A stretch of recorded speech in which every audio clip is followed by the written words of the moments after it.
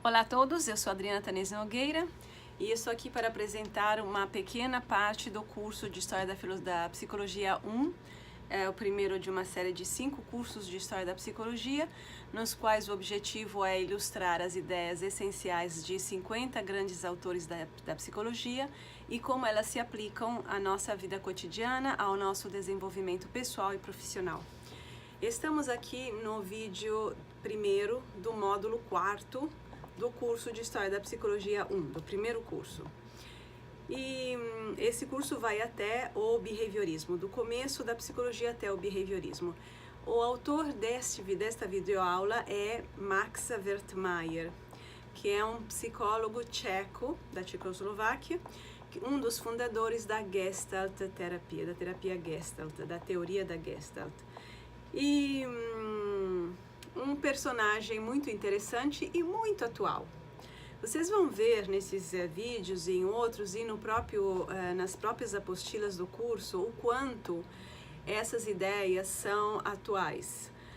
Na verdade, as teorias elas apresentam ideias que geralmente demoram décadas para serem incorporadas na consciência coletiva e individual.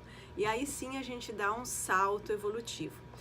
Então eu estou tentando apressar esse salto evolutivo com esses vídeos. Porque se a psicologia não for encarnada, ela não serve absolutamente para nada. Entendeu? Então a psicologia precisa ser sentida na nossa pele, na nossa vida. Aí ela faz sentido, no sentido de que ela serve para alguma coisa. Ela nos faz enxergar melhor a realidade, a nossa e dos nossos relacionamentos, e aí a gente pode se aproveitar dela e melhorarmos-nos. Então, eu vou traçar, nesse curso a gente traça só algumas ideias fundamentais, não é um curso de aprofundamento detalhado, que é importante também. Também não é um curso de debater ideias, assim, de fazer análise crítica, que também é ótimo. Eu quero analisar algumas ideias a partir do ponto de vista que eu desenvolvo, que é da psicologia dialética transpessoal, que é uma variação da psicanálise pós-junguiana, de Silvia Montefoschi, mais a psicologia transpessoal. Então, Wertheimer, uma coisa interessante que eu acho um detalhe pessoal de interesse, ele era um músico. Ele começou tocando música, estudando música e querendo estudar música, mas acabou estudando direito. Então ele passou para o oposto. E nele, ele estudou, na verdade, as contribuições em psicologia da música, deixou direito, foi para a psicologia e acabou juntando a música com a psicologia. Recebeu doutorado em 1904, peraí, eu não disse quando ele nasceu em Praga em 1880 e morreu em 1943, em plena Segunda Guerra Mundial. Então, em 1904, ou seja, ele estava com 24 anos, ele recebeu seu doutorado e desenvolvendo um detector de mentiras, com o objetivo de usá-la nas salas das cortes, entendeu? Então ele juntou o direito, a psicologia e a música antes. O que ele estava interessado era entender as estruturas da percepção, quando eram claras e diretas e quando eram ambíguas. Então ele estava voltado para essa ideia da estrutura. E esse é um dado importante, porque é por aí que ele vai descobrir algumas realidades que o levaram depois à fundação da teoria da Gestalt. A experiência que o levou à descoberta essencial, que deu a virada no processo de desenvolvimento intelectual dele, foi uma percepção casual numa estação de trem, na qual o olho dele, a atenção dele parou no olhar das luzes dos trens. Estamos na Europa, estamos no lugar frio, estamos no lugar onde fica escuro cedo e as luzes dos trens estão acesas e o olhar parando nas luzes percebe movimento quando não há movimento. É uma coisa que todos nós podemos observar, mas algumas pessoas não passam batido. Elas observam e enxergam. Vê coisas e enxergam, e a partir do que enxergam desenvolvem reflexões que levam a grandes descobertas. Então, o que ele notou, eu vou resumir, porque não é meu interesse aqui descrever a experiência e como ele reproduziu a experiência. Ele chamou esse de movimento Phi, P-H-I, ou fenômeno Phi, né? Que na verdade é um movimento, é uma ilusão óptica pela qual se percebe movimento quando na verdade existe uma sucessão ou alternância de imagens paradas. Na verdade é o olho que percebe o movimento que não existe, e ele percebe esse movimento quando há uma sucessão ou alternância de imagens paradas.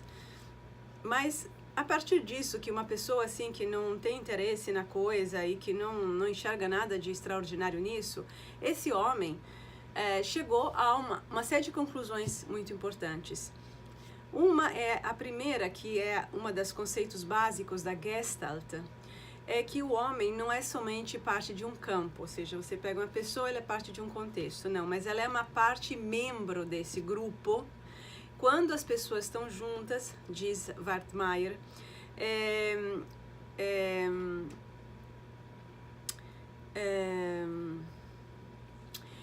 quando a gente imagina um grupo de pessoas juntas, a gente imagina João, José, Antônio, Maria e Carla e Josefina interagindo do jeito que eles são, certo? A gente imagina que cada um tem a sua personalidade e vai interagindo a partir da própria personalidade com os outros.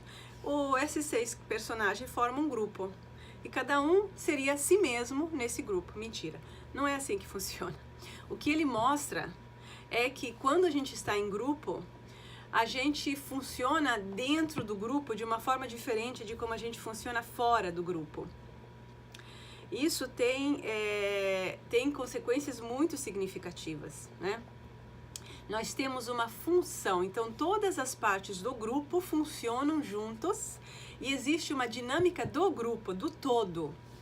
Então, a fórmula fundamental, diz ele, da teoria da Gestalt, poderia ser expressa desta forma: existem totalidades, um grupo, uma cidade, a família, uma totalidade.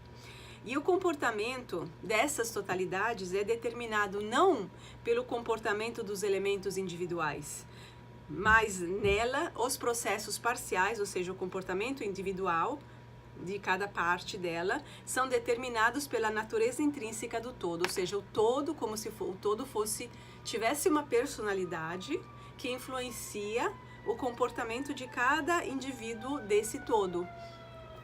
Por exemplo, a família Souza.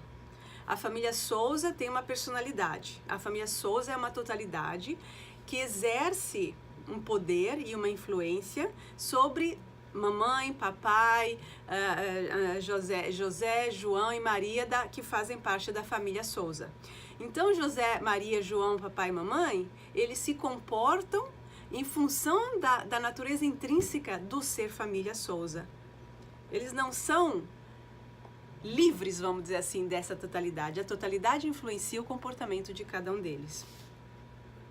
A teoria Gestalt é a teoria da psicologia que busca determinar a natureza de tais totalidade, porque imaginem, se a gente descobrir como que é a personalidade da família Souza, daquela totalidade, da totalidade da família Nogueira, da totalidade da família Silva, a gente tem uma peça importantíssima de informação para entender o comportamento dos membros.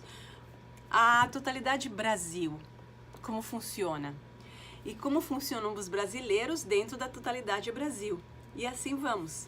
Então, a Gestalt é uma coisa, uma visão psicológica muito interessante, quase que transbordando na psicologia transpessoal, ousaria dizer, né?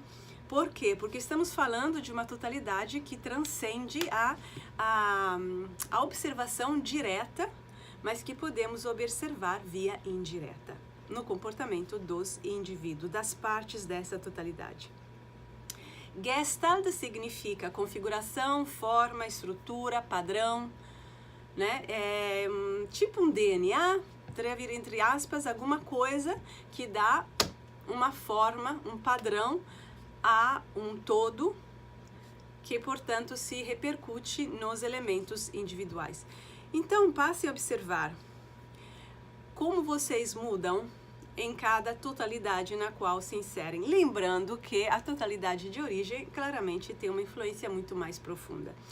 O curso aqui apresenta alguns exercícios, né? A apostila que eu estou olhando agora apresenta alguns exercícios para pôr em prática essa perspectiva, porque ela é essencial para a gente conseguir entender como a gente entra em padrões repetitivos e como a gente desmonta esses padrões repetitivos. Um abraço a todos e até o próximo vídeo. Tchau, tchau!